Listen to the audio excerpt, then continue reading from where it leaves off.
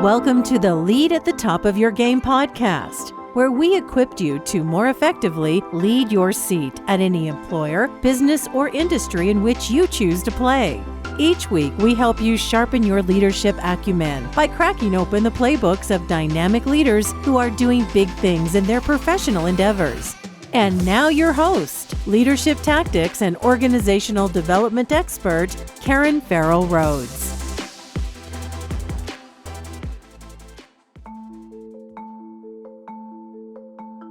Hey there, superstars. Welcome to the podcast, and thanks for joining another episode designed to help you better lead at the top of your game. Human resources functions and organizations have long been labeled as a necessary evil by some business leaders. And while, yes, they are considered overhead sometimes, I'm not aware of not one thriving company who is considered an employer of choice who does not have a sound people and culture, organization, and strategy. And our guest today says that every issue in a company boils down to being a people issue. And I wholeheartedly agree. On today's show, I'm honored to have Steve Browne, who's the Chief People Officer of LaRosa's Incorporated, which is a chain of pizzerias serving neighborhoods throughout Ohio, Kentucky, and Indiana. Steve has long been an HR industry influencer and is well known on social media via his keynotes, being a SHRM blogger, also via his books on HR strategy. So you're definitely going to need to check those out. You won't want to miss his game-changing insights on today's show. And be sure to stay tuned for about 2 minutes after the episode to listen to my closing segment called Karen's Take, where I share a tip on how to use insights from today's episode to further sharpen your leadership acumen. And now, enjoy the show. Hey there, superstars. This is Karen, and welcome to today's episode. I am super excited to have a person that I've really been a fangirl of from afar, but he is historic in the human resources and human capital community.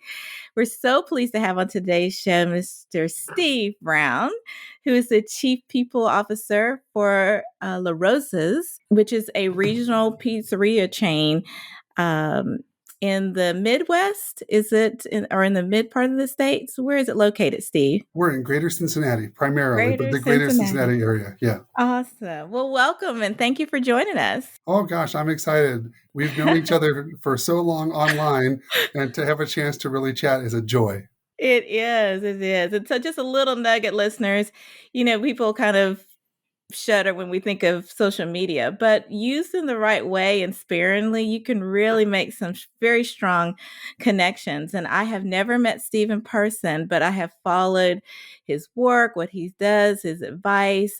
He is always at the SHRM conferences. So he is a superstar within his own right, if you don't mind me saying. Very humbling, but thank you. Wonderful. Well, why don't we start out, Steve, for as much as you feel comfortable, can you share with our listeners a bit about maybe your educational background and how you started in the world of HR? I'm one of those rare people, Karen, that I chose HR right off the bat. Not in college. In college, I started as a chemical engineer, and then that didn't work out. And then I started as a chemist because those were the jobs that made the most money at the time. Yeah. I was very good at math and science, but my grades plummeted. And my mother said, hey, why don't you get into a field where you're with people, because that's what you've always done. And I've been in it so long. It was back when it was personnel, industrial relations type stuff. So when I started,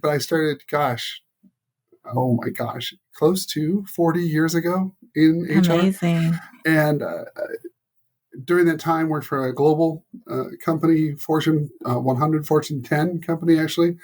Found out I didn't fit because great company, not my cup of tea. Went from being a specialist as a recruiter starting out, then straight into being a generalist. And I worked for a startup. And it was back when, it was funny, we called them entrepreneurs, but it was a startup. If the term now is, it would never have existed. Right. Our first HR person. And After that, I worked in manufacturing, engineering, and architecture, and I've been here at LaRosa's, which is a pizzeria, a restaurant chain, for 16 years now. So this is where I've been the longest, and what I still enjoy doing HR. And I moved from, filling recs to now doing all the strategy and implementation at the highest level. Wow, that is amazing.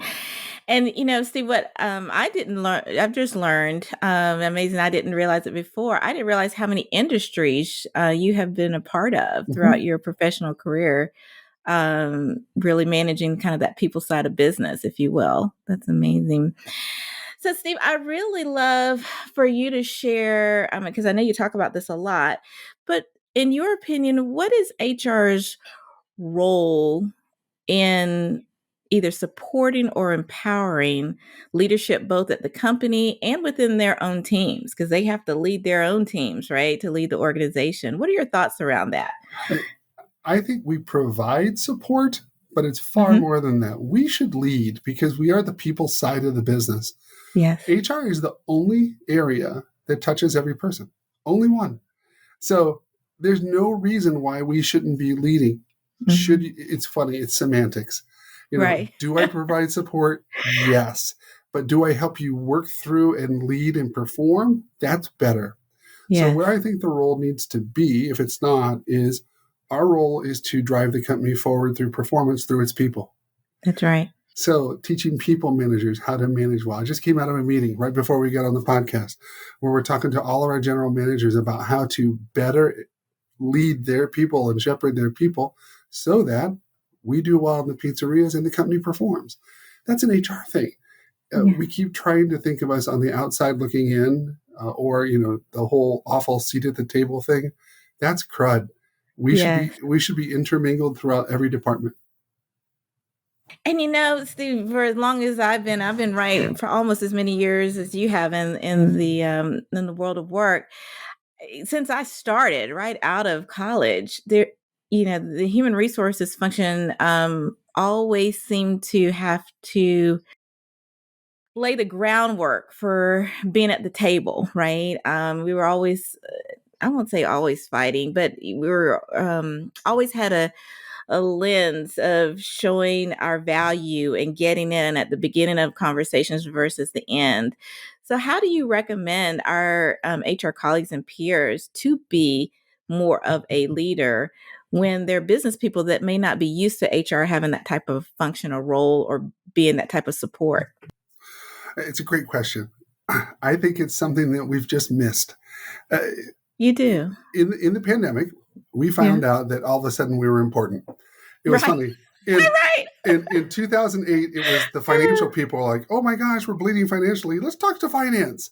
Right. And so now when it was a giant, real human issue, they go, hey, these HR people, don't they do HR? Don't they do people stuff? And what's funny is, in taking a look at it, I've always viewed it as every issue in a company is a people issue, and I can prove it. If you're in charge of purchasing and you help buy cheese for our pizzeria, this is how the conversation typically happens. Hey, where are we on cheese? And Karen, you go, wait a minute. Is it about cheese and purchasing, or is it about Karen who does that work? So instead of focusing on the things and the work and the processes, we have to put things in order. So we came up with this formula, people plus processes to equip equals performance. A lot of companies in HR people go, oh no, we're supposed to perform. We're supposed to hit our numbers. We're supposed to show value. What we need to learn is by working through our people and making them the best they can be, we will perform. It's not the other way around. In the companies that keep doing the, what's the ROI and gee, your overhead, I just want to smack them and say, yes, I am overhead. However, by taking care of your people, I'll bet you're going to perform better than just hitting your numbers. That's right. Because people are wonderful and messy. They're wonderful because they'll do their best job, but they're messy because they're people. Yeah. So my advice to our peers is, quit waiting to lead. Yes. Blaze the trail instead. Be the one who steps forward. You take some shots, but I'm telling you, just waiting for it doesn't work.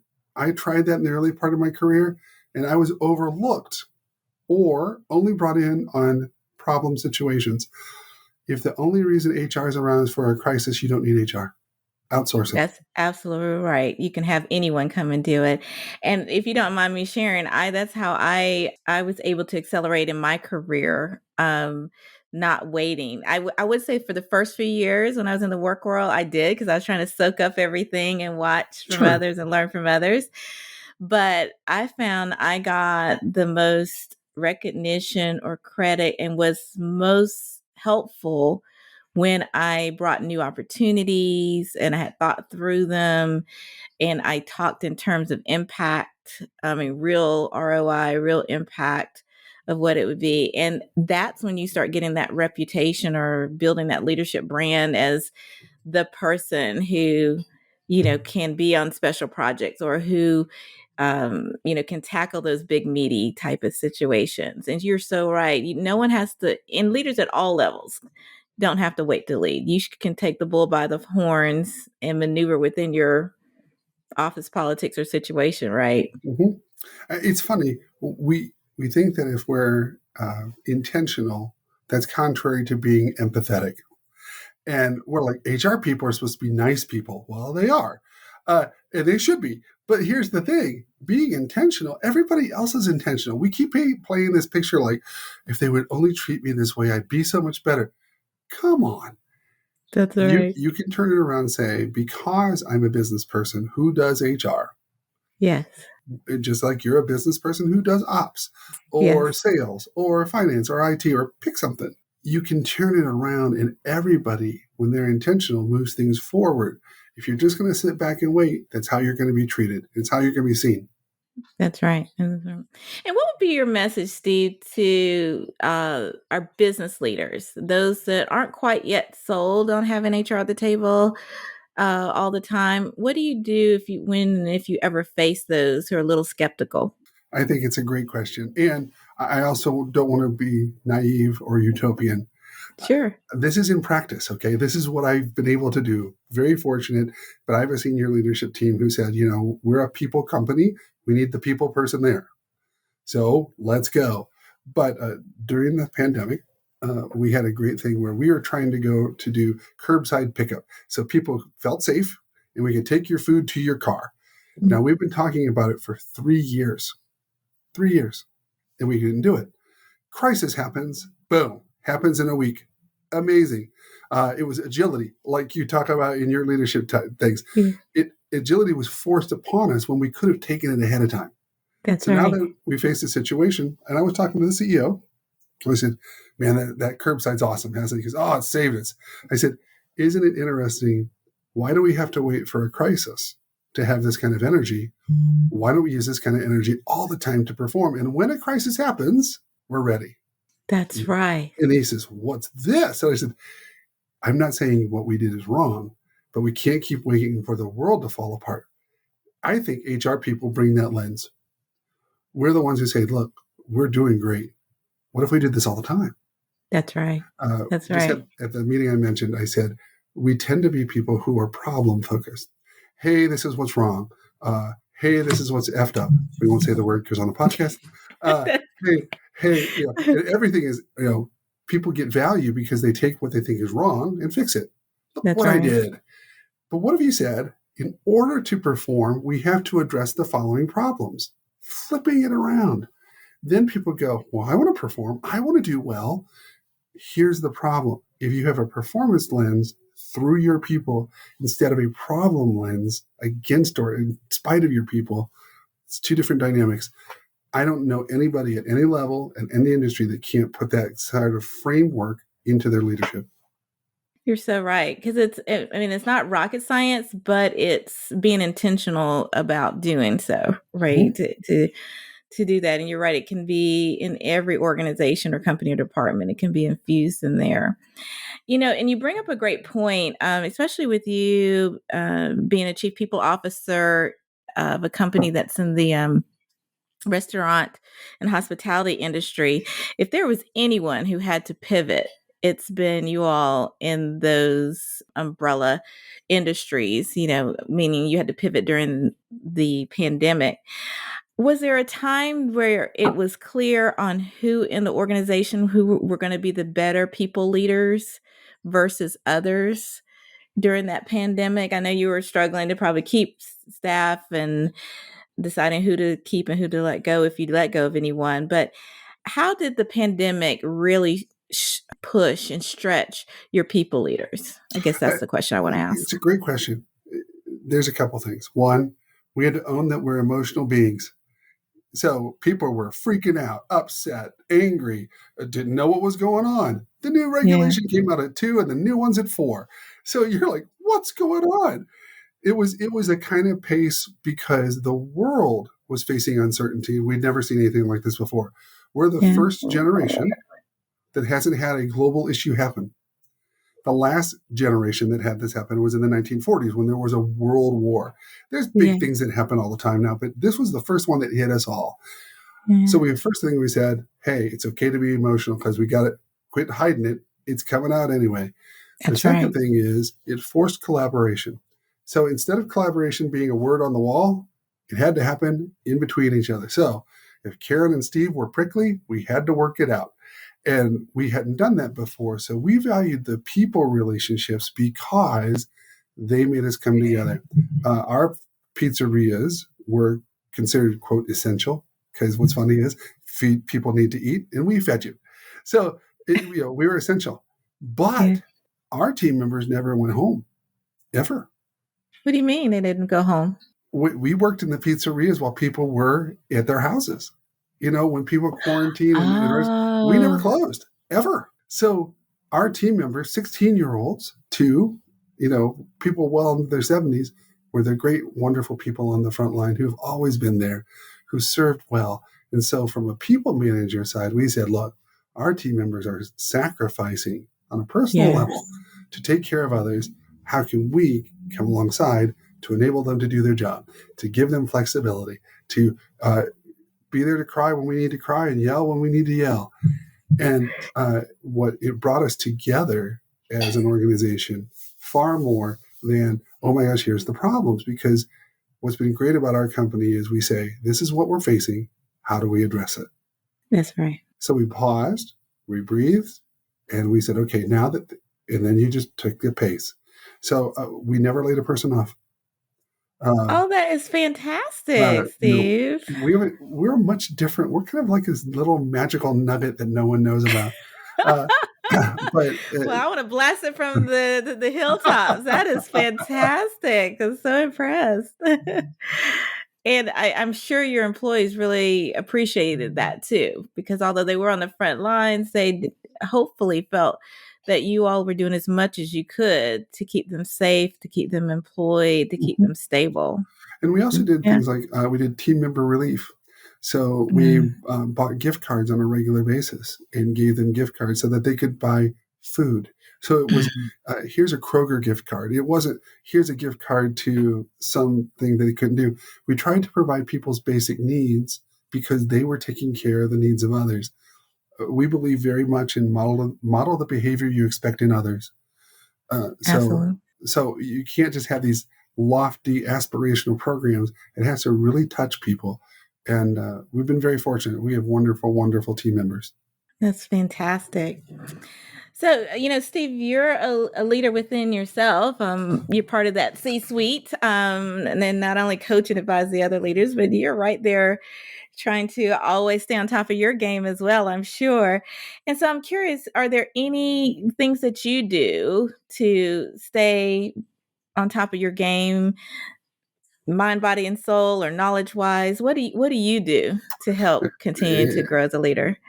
There's some professional things and some personal things, and they kind of blur. Don't they always? Oh, yeah. I'm crazy intentional about calling and talking to my peers. So doing this kind of thing, not be on a podcast. If you're connected with me, it's on. So I'm going to check on you. I'm going to see how you're doing because that fills my bucket. Because as HR people, we don't have that ability to do that internally most often. You have to have a place where you can dump your bucket. You have to have a place where you can go, I'm going to scream. And what can I do? You don't want to take that home. You want to work that with your peers. So I almost every commute on the way home. In fact, a young lady from a conference I spoke at in Texas reached out I don't know her. She said, hey, can I talk to you tonight? You just seem like somebody I could talk to.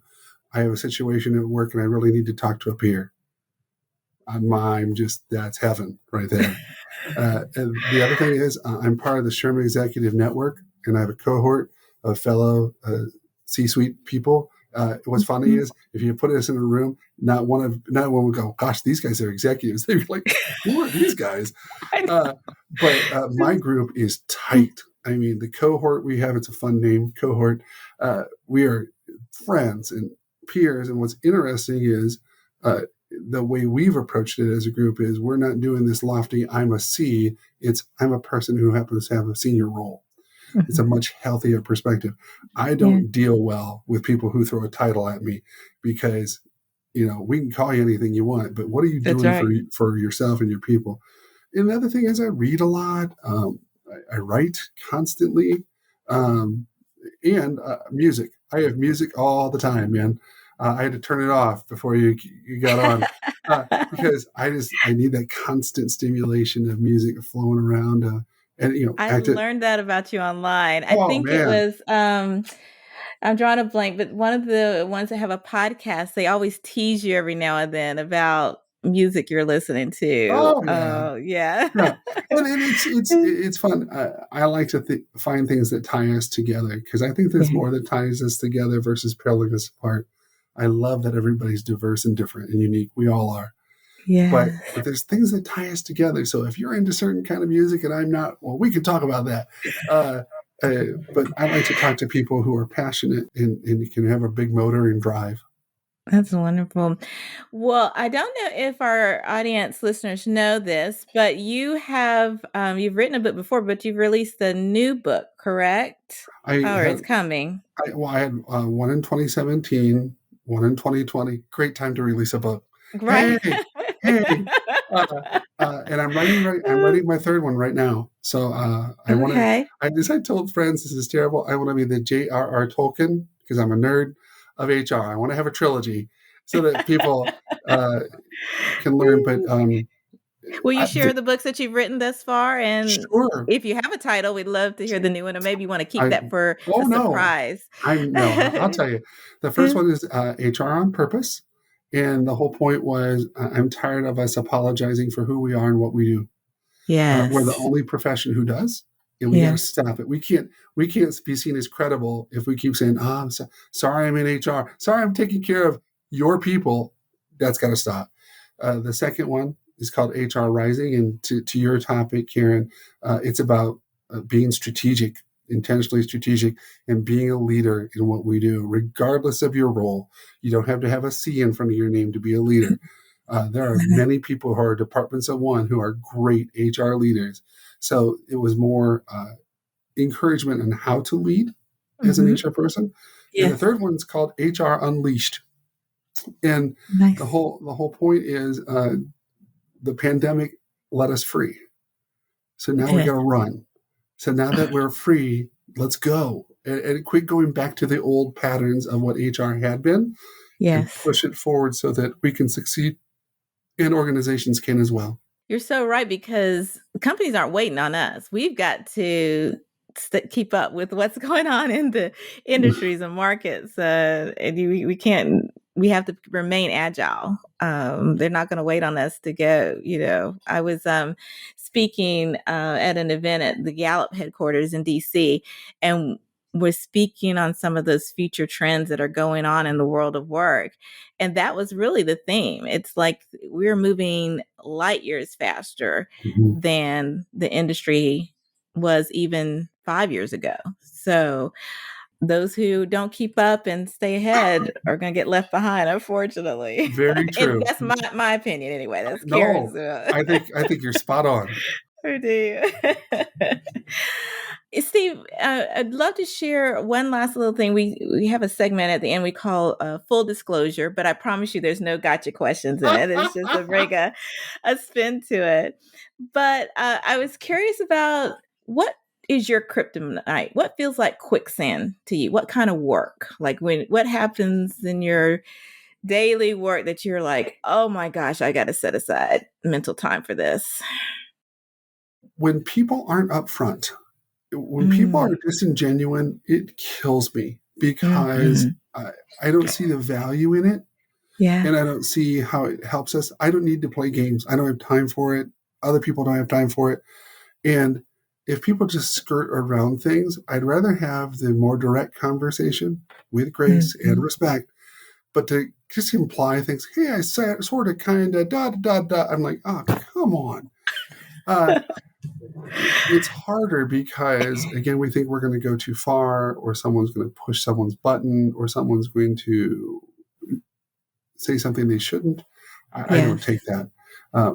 I will be open and upfront with you the minute you meet me. So same here. I don't like it when people, I respect people want to kind of feel you out. Yeah. But after a while, it gets old. Let's go. Yes.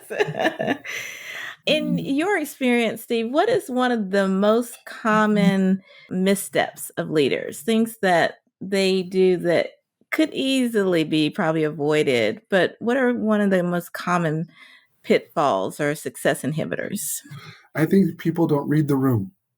Good one. I think people are so focused on their good work, their good efforts, their good contributions that they don't even say, hey, I'm just going to launch this on you. And it feels like this giant avalanche. And Karen's saying, hey, can I ask something about that? And you're like, no, it's fantastic. And here it comes. Yeah. And it's like a freight train that runs through things. One of the things we've done recently is when we've had meetings, we've changed our whole meeting approach. When we've had meetings, we're saying, who's the audience of the meeting? And that's how we're going to set it up. Not what's the agenda, what's the agenda of the meeting. So if we gather this group of people, like our general managers that we did today, what are we going to do that adds value to them instead of, let's talk about all our good work. Right. It doesn't say anything to who they are, what they do, and how they contribute. Too many meetings are about stuff instead of people. So knowing your audience and framing it that way, it's revitalized how we do meetings. They've been more effective. And we've even walked away from stuff that used to be, oh, let's have a meeting. We're like, that's an email. No, not doing that. But leaders who don't read the room and consider the others and how things are affected, I find to be very self-centered, and self-centered people don't do well as leaders. No, they don't. You're so right. Oh my gosh, that's a great nugget. All right, one last thing for us, Steve. What is one of your dream spots to go on vacation? Oh gosh, my wife and I love England. If I could, I would live there. Would you? Oh, in a heartbeat. I have quite a few friends there. I do too. I'm a very tall person, and to be a giant person in England would just be fun because they're not all that very tall. But I just love the whole history, the vibe, the community. As a society, all of the UK is far more, hey, let's go hang out. It is. It's in America, you can find pockets of that, but there's more, hey, let's have dinner at my house on this one day. Right. In the UK, it'll be, I'll meet you at the pub at 8. And we go from there. And you just show up. That's right. That is so right. I have a ton of friends over there and used to go there almost, multiple times a year traveling with business. So yeah, it's one of my favorite spots as well. So I totally get it. Wow, Steve, I literally blinked and time has flown by, but thank you so much for the gift of your time and advice on this podcast. It's been a thrill. Well, it's been too long. I'm so glad. I really mean that. And I wish people would understand that once I get to know you, it matters to me. So to be able to see you and talk to you and hear you, it's huge. Oh, it's huge for me. Doubly huge. And listeners, thank you so much for the gift of your time for joining the Lead at the Top of Your Game podcast. We can't wait to have you listen in on our next episode. Please be sure to share the podcast with a friend or two. We could use the extra listeners, and hopefully we'll be able to give them a nugget or two to help them lead at the top of their game. Well, without further ado, we'll see you next time. Take care. Bye. Well, I hope you enjoyed our conversation today with Steve Browne, Chief People Officer of LaRosa's Incorporated. Links to his bio, his entry into our leadership playbook, and additional resources can be found in the show notes, both on your favorite podcast platform of choice and on the website at leadyourgamepodcast.com. And now for Karen's take on today's topic of people first leadership. So I wanted to share just a few tips on how to build a people first culture. And I want to give credit to the website workhuman.com. They have a fantastic article on it, but I wanted to share just a few of those tips that they also share. The first tip involves establish an organization-wide alignment in your business processes. This means prioritizing aligning the work of the business with each employee's work to ensure that they're fulfilling both the mission statement and ultimately the company's business goals. The second tip is develop an employee feedback opportunity mechanism. A people-first approach includes a deep focus on the employee experience and well-being. And that starts with having a firm grasp on what the employee experience really is. And to do this, you must have a feedback mechanism in place to gather that data, analyze it, and make course corrections where needed. The third tip involves giving leaders strategies for establishing trust and empathy. This will empower employees to be better leaders and give your leaders the tools that they need to better support their teams. And then the final tip today is around prioritizing, recognizing your people's contributions. Recognition is the cornerstone of ensuring employees feel seen and valued by their organization. So putting it together and implementing a employee recognition plan is definitely going to be key. Now, if you're listening to this show, know that our podcast is not free. No, it's not behind a paywall, but we do have a gentleman's and gentlewoman's agreement. So the price for admission is that you just honor a pact amongst its friends to subscribe on your favorite podcast platform of choice and also share our podcast with one friend. I think that's a really good deal for a price, not a penny out of your pockets. So thank you so much for considering and honoring our pact. And thanks again for listening, and see you all next week. And that's our show for today. Thank you for listening to the Lead at the Top of Your Game podcast, where we help you lead your seat at any employer, business, or industry in which you choose to play. You can check out the show notes, additional episodes, bonus resources, and also submit guest recommendations on our website at leadyourgamepodcast.com. You can follow me on Twitter, Facebook, Instagram, and LinkedIn by searching for the name Karen Rhodes, with Karen being spelled Karan. And if you like the show, the greatest gift you can give would be to subscribe and leave a rating on your podcast platform of choice.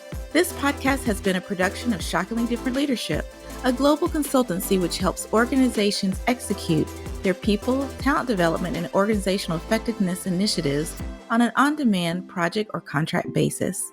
Huge thanks to our production and editing team for a job well done. Goodbye for now.